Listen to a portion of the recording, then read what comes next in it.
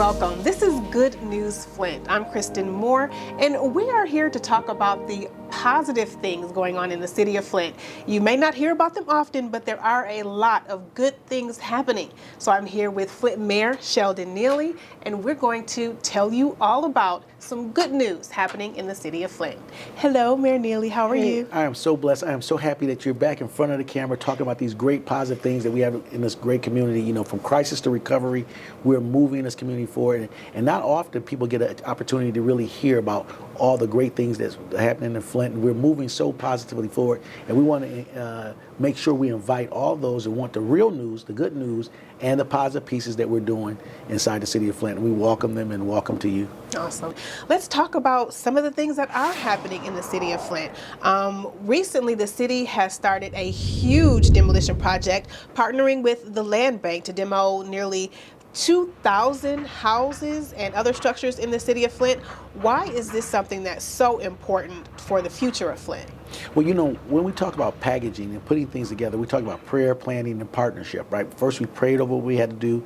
We planned for our success, and then we made sure we found the great partners in order to do this project, right? And the resources, bringing the resources together was the most difficult part. People know about the financial issues in the city of Flint for the last 2 decades. We talked about these things. People talked about structural blight inside of our community. But we never had enough resources in order to be able to do the job that was necessary. I talked about the planning process, finding the resources using our other governmental unit, which is the Genesee County, and also the land bank, and then philanthropic partners like the Charles Stewart Mott Foundation and the city of Flint, bringing together, you know, some much needed revenues that came from American Rescue Plan with the high-minded legislative dollars coming from the national government. And so when we talk about real tax dollars going to work for the people, this was it. So 2,200 structures inside the city of Flint is scheduled to come down by 2024. Now, people just drive around town right now. We're into 2023. They're seeing structures come down every single day inside the city of Flint. We're going to continue to do so. And when we talk about those dollars making it back to a place of use in our economic ecosystem, we're looking at local contractors, you know, local workers to be able to do the jobs that we require to make our community much better and more beautiful. In addition to the economic aspect, just living in a neighborhood, just people's livelihoods, I can see that it would be a huge transformation to see all of these, you know, old, blighted homes coming down so people can actually rebuild or just even feel safer. You know, when people look at these structures for a very long period of time, right, and then they get confused by what it is and how they can get the remediation which is needed. The structures are usually located inside the city of Flint, but the property owners could be the land bank, right, which is a different unit of government. And they complain, and they usually try to figure out the area which they can find to issue a legitimate complaint about a structure in their community. And so now when they find it and migrates its way through all the bureaucracy, I wanted to put a stop and an end to that. And this is also something that I would think residents will be able to see change like now. It's positive because, you know, one of the things is a strong man of faith. You know, I know the prerequisite of the faith is hope. Hope, you start with it, then you build into your faith, and then you can get into the movement of the action. You know, people in the lack of hope, you know, it devastates community and paralyzes positive movements forward.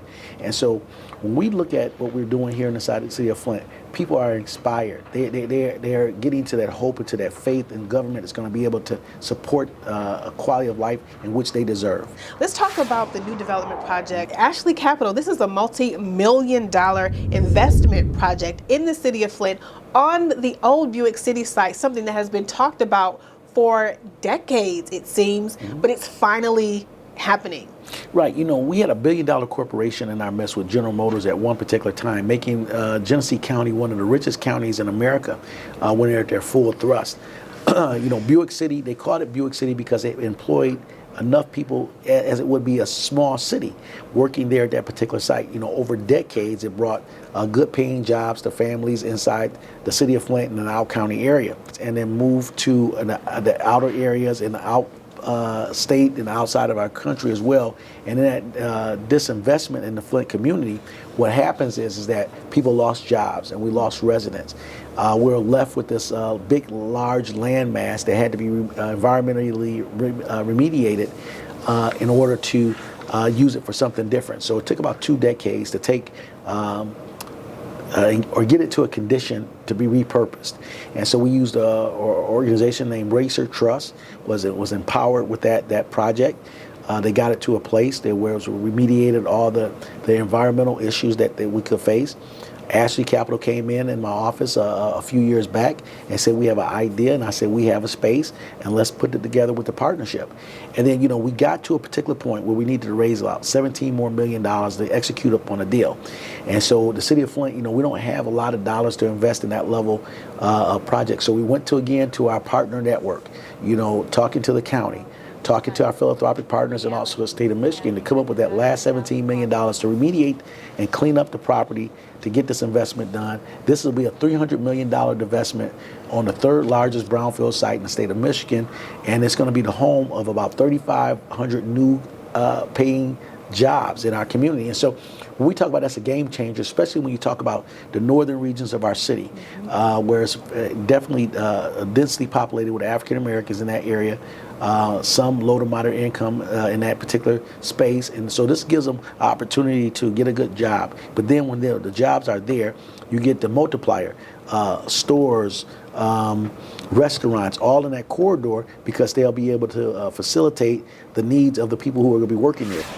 Next, let's talk about the BRIC project. Can you give an overview of what the project is all about and provide an update on the progress? During the turn of the century, 1908, we were really riding along and using wagons and horses, trolleys, and different means. The streets of downtown Flint at that particular time were made of wood, right? But then, being the vehicle city, manufacturing the General Motors, the industry came about where we started moving with vehicles. They came up with building bricks. And I found out that the bricks that was made for this project are unique, right? They had to be cumed for almost 2 months at a high heat level for a very long time, cuming them to almost the point of being glass. And then they placed these bricks down and replacing the road that was made out of wood with bricks. And so people started riding their early vehicles, their early, cars at that time that we were manufacturing right here in the city of Flint. Now, in 2023, we fast forward. We know the bricks are bruised and battered at a certain point. So we're going to take the bricks up, clean up, replace all of the water infrastructure, gas lines, electric lines, fiber lines, moving with technology. And then we're going to place the bricks back down, to clean them up, place them back down, because these bricks are still, in most part, in good condition. And then we'll be using different types of bricks at the intersections where people turn.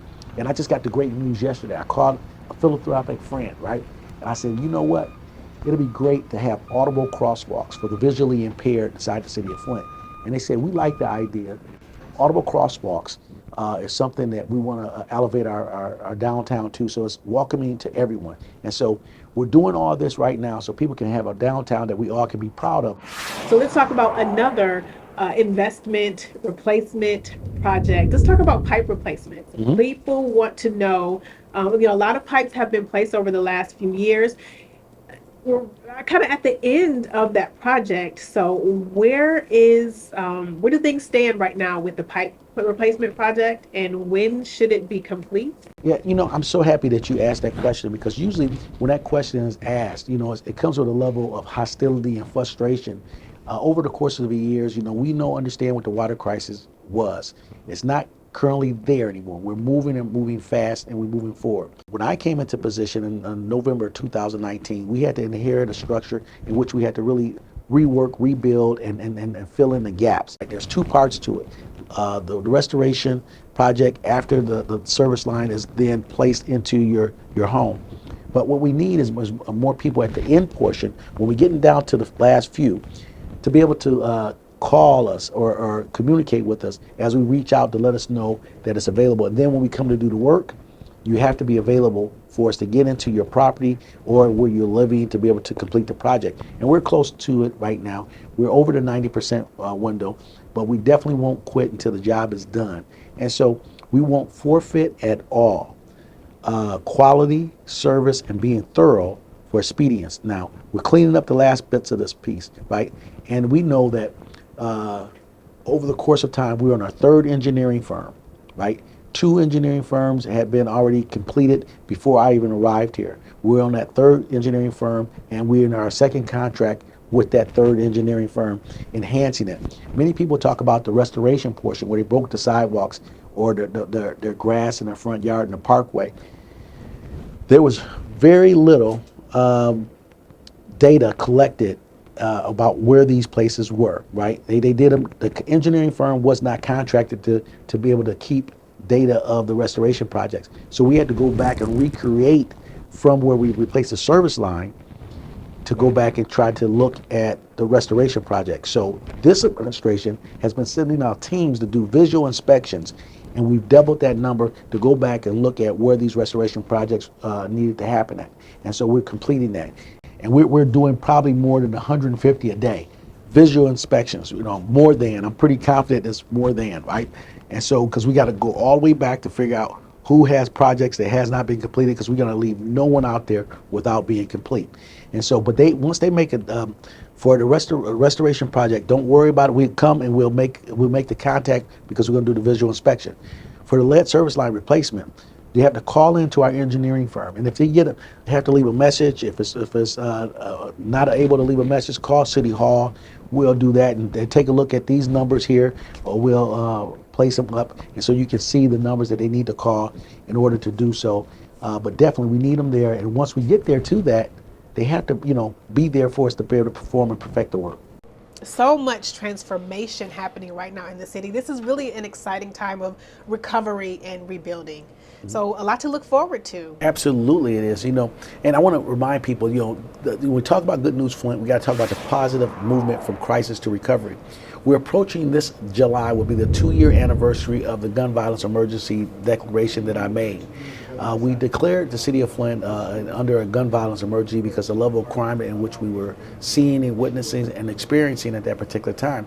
I'm proud to say that, homicides rates ended last year with a 34% reduction from the previous year. We're still doing very well, but guns have plagued communities like Flint and Detroit and Saginaw, or even Chicago and other places like that. But definitely guns have been, one of the things that we wanted to take off the streets and take them out of the hands of those that would use them in bad ways. And so we've been doing great work with our police departments, and we're helping reducing crime. But definitely we want the residents of this great community to know that they are a full part of it, just not spectators, but we need them to engage the elimination or the reduction of crime in our community. And the gun violence declaration has done just that, and we want to do more as we see things happen out throughout our country with the gun violence. Right now to date, we have about 198 mass shootings in America, and we sit about 155 days into this year. So what that says is that we have more mass shootings to date than we have days into this year.